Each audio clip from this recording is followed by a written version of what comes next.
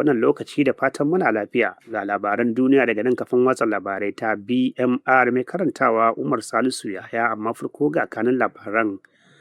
Za ku ji cewa tawagar New Hope Agenda ta kai ziyara jihar Imo domin duba ayyukan gwamnatin tarayya da kuma na jiha. Majalisar Dattawa kuwa ta baiwa masu binciken kuɗi wa'adin mako guda na hukumar NNPCL. Kotun tarayya kuwa ta duba umarnin kwace kadarorin Abubakar Malami. An ceto akalla mutane 13 daga hannun masu garkuwa da mutane a jihar Zamfara. Ita ko kasar Amurka ta amincewa kasar Saudiya sai da mata makamai na yaƙi da kuma na kariya na sararin samaniya. To kanin labaran kenan yanzu kuma ga cikakkun labaran. Tawagar New Hope Ambassador tare da jami'an sadarwa na fadar shugaban kasa da kuma manyan 'yan jarida sama da mutum 40 sun kai ziyarar duba wasu manyan ayyuka na gwamnatin tarayya da kuma na jihar Imo.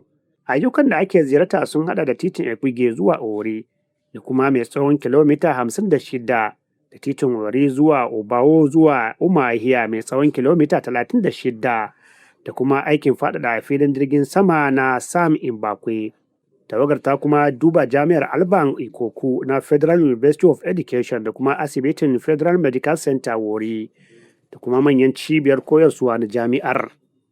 Kwamitin yaɗa labarai na jihar Imo ya ce ayyukan sun samo asali ne daga haɗin gwiwar gwamnatin tarayya da kuma gwamnatin jihar Imo. Ya ce faɗaɗa filin jirgin sama na Sam Mbakwe zai taimaka wajen bunƙasa fitar da kayan noma da kuma kasuwanci a yankin kudu maso gabas. Mai baiwa shugaban kasa shawara Mr. Sunday Dare ya yaba wa gwamna Hope Uzodinma akan aiwatar da ayyukan da suka dace da manufofin gwamnatin tarayya ta New Hope Agenda. A nan kwamitin Majalisar Dattawa ta baiwa asusun jama'a masu binciken kuɗin kamfanin mai na ƙasa NNPCL don mako guda ya gabatar da cikakken bayanin sama da naira tiriliyan 110 wanda ake bincike akan masu kamfanin. Kwamitin karkashin jagorancin sanata Ibrahim Dankombo na bincike akan kudin kamfanin daga shekarar 2017 zuwa shekarar 2023. Ana neman bayanan naira tiriliyan 110 wanda aka rubuta a matsayin kudaden da ake bin kamfanin da kuma naira tiriliyan 103 wadda aka nuna a matsayin bashi da kamfanin ke biya. Masu binciken kuɗin sun nemi a basu makonni 2 domin gabatar da bayanan, amma sanatocin sun ce dole ne a gabatar da wannan bincike a cikin mako guda. Kwamitin ya ce adadin kuɗin ba a ce sun ɓace ba, amma har yanzu ba a yi cikakken bayani akan yadda aka same su ba. A nan ko tsohon mataimakan mai taimakawa shugaban ƙasa akan yada labarai Leo Kande ya buƙaci shugaban ma'aikatar fadar shugaban ƙasa Femi Gbajabiamila da ya ajiye mukaminsa domin gudanar da bincike akan zargin hukumar bogi ta PFIPC. Akande ya bayyana haka ne akan wata hira da gidan talabijin na Channels. Ya ce zarge-zargen da ake yi suna da girma, kuma ci gaba da zama mukami ina iya jefa ayar tambaya akan sai hancin binciken da ake yi a halin yanzu. Ya yi wannan bayanin ne bayan kama Adeyemi wanda ake zargi, wanda ya ayyana kansa a matsayin shine shugabar na hukumar. Rundunar Operation Fansan Yamma ta ce ta ceto akalla mutane 13 da aka yi garkuwa da su a hare-haren biyu, waɗanda an sa kai da ƙananan hukumar Anka da ƙauren Namuda a jihar Zamfara, waɗanda masu garkuwa da mutane suka kai harin.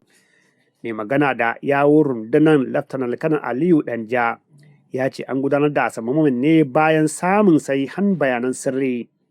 Ya ce akalla mutane 5 ne suka samu 'yanci a yankin na Bairega, yayin da aka ceto wasu 8 a anguwar Rogo bayan musayar wuta da 'yan ta'adda. Rundunar ta ce ta miƙa waɗanda aka ceto a hannun hukuma yayin da ake ƙoƙarin kula da su a halin yanzu. Babbar kotun tarayya da ke Abuja ta bayar da umarnin ƙwace wasu kadarorin tsohon ministan shari'a Abubakar Malami. Kotun ta ce umarnin ya biyo bayan ƙarar da hukumar yaƙi da cin hanci da rashawa ta EFCC ta shigar. Tana neman ƙwace kadarori aƙalla guda 57. wanda darajar su ya kai dala biliyan 212 da aka kai a mataki na 8.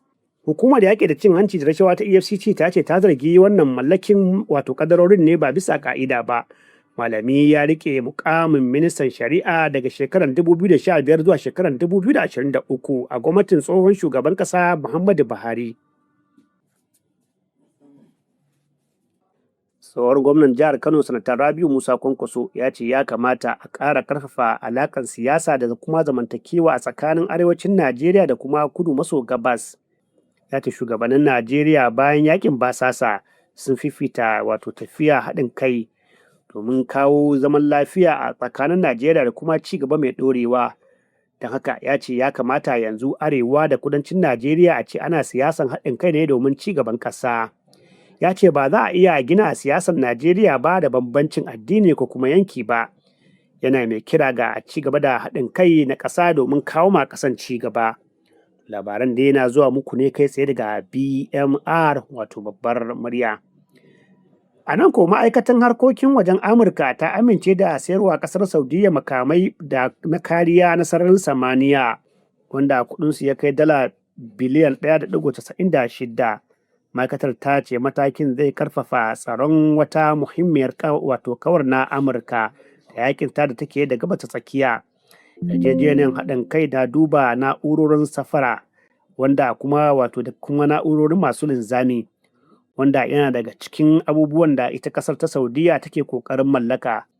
Har ila yau dai ƙasar ta Amurka ta amince da wani tallafin fasaha na dala miliyan 484 ga Kuwait domin kula da jiragen sama. Ƙarshen labaran duniyan kin na wannan lokaci sai kuma an jima za ku ji mu ɗauke da wasu labarai masu inganci da kuma ilmantarwa.